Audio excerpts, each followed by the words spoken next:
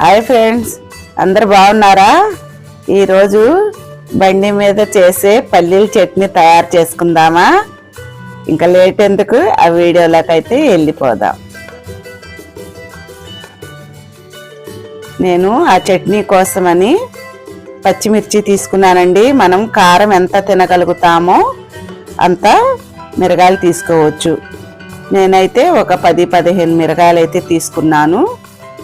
అవి శుభ్రంగా తొడాలు తీసుకొని వాటర్లో పోసుకొని కడగాలండి శుభ్రంగా. ఉల్లిపాయలు కూడా ఒక 3 తీసుకున్నాను. పై తొక్కంతా తీసేసుకుందాం.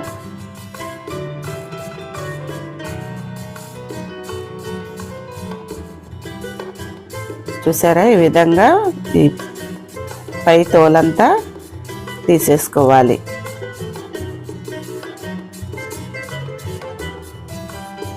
అన్ని ఉల్లిపాయలు కూడా అలాగే తీసేద్దాం.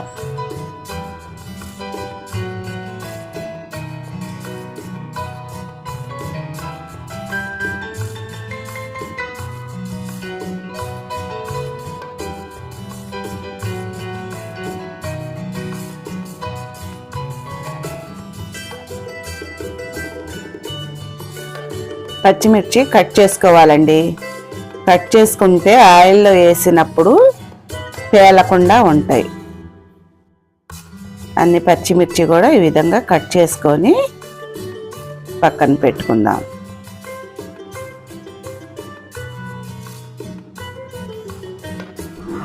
ప్లేట్లోకి తీసుకుందామండి.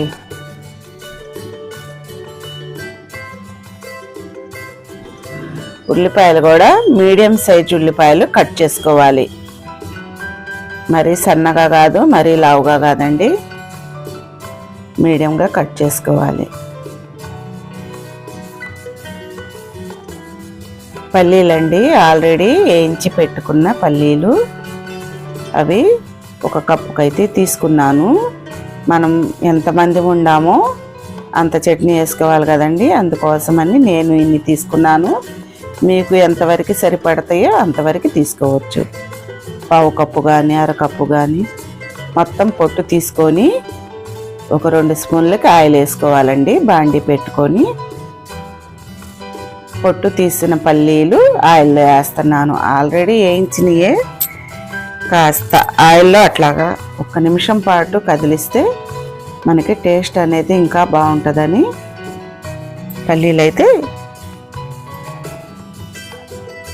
శనగపప్పు కూడా 1 కప్పుకు తీసుకున్నానండి. 2 కూడా 1 నిమిషం పాటు కాస్త దోరగా ఫ్రై చేసుకుందాం.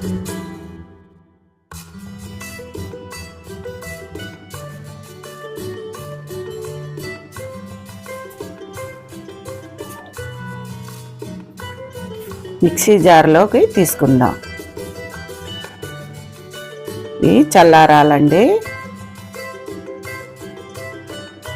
ఈలోపు అదే బాండీలో ఒక 2 స్పూన్లకు ఆయిల్ వేసి కట్ చేసి పెట్టుకున్న పచ్చిమిర్చి వేసుకుందాం.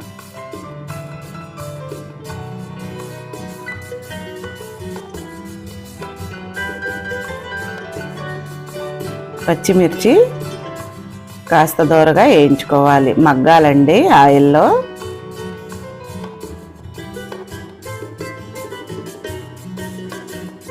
బాగా కలుపుతూ ఫ్రై చేసుకుందాం. అందులోనే కట్ చేసి పెట్టుకున్న ఉల్లిపాయ ముక్కలు కూడా వేసుకోవాలి.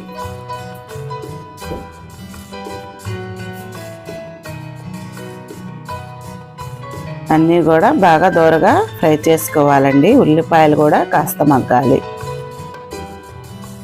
కలర్ మారేంత వరకు ఫ్రై చేసుకుందాం.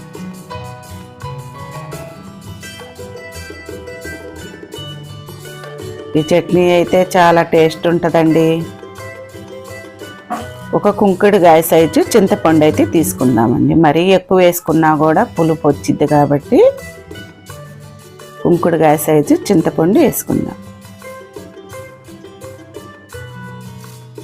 ఉల్లిపాయలు అయితే కలర్ మారినవి. అందులోకి 4 చిన్నులపాయ రెమ్మలు తొక్క తీసినవి వేసుకోవాలి. చూసారు కదా, అవి కూడా మిక్సీ జార్లోకి తీసుకుందాం. ఇవైతే పూర్తిగా చల్లారాలండి. చల్లారాకే మిక్సీకి పట్టుకుందాం. అందులోనే ఒక స్పూన్కి వచ్చేసి సాల్ట్. చూసారండి, చట్నీ అయితే రెడీ అయిపోయిందండి. ఒక గిన్నెలోకి తీసుకుందాం.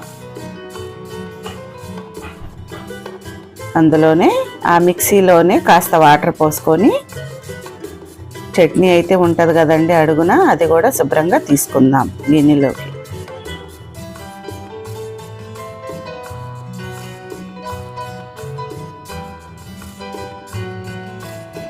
చట్నీ మరీ పల్చగా ఉండకూడదు, అలానే మరీ చిక్కగా ఉండకూడదు. ఒక బాండి పెట్టుకొని ఆయిల్ పోసుకోవాలి. ఒక 2 స్పూన్లకు వచ్చేసి ఆయిల్ వేడెక్కాలండి. ఒక స్పూన్కి వచ్చేసి ఆవాలు,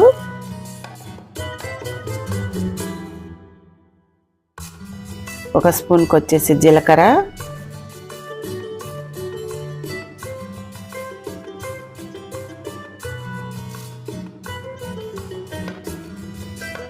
ఒక ఎండుమిర్చి తుంచేసుకుందాం.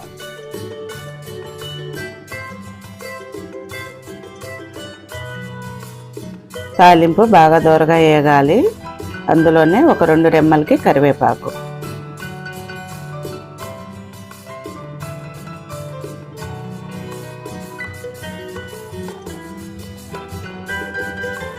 తాలింపు వేగింది కదా, ఇప్పుడు చట్నీలో వేసుకుందాం.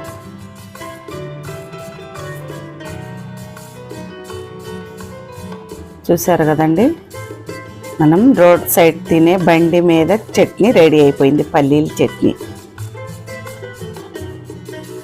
2 దోశలు అయితే వేసుకున్నానండి. ఆ చట్నీ వేసి టేస్ట్ ఎలా ఉందో చూద్దాం. టేస్ట్ అయితే మామూలుగా ఉండదు.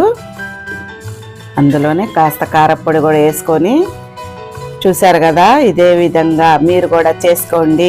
ఎలా కుదిరిందో కామెంట్ బాక్స్లో పెట్టండి. అన్ని రుచులు చూడాలండి. చలికాలంలో వేడి వేడి దోశలు వేసుకొని టేస్ట్ అయితే చేయండి. మళ్ళీ కొత్త వంటతో నెక్స్ట్ వీడియోలో కలుద్దాం. బాయ్.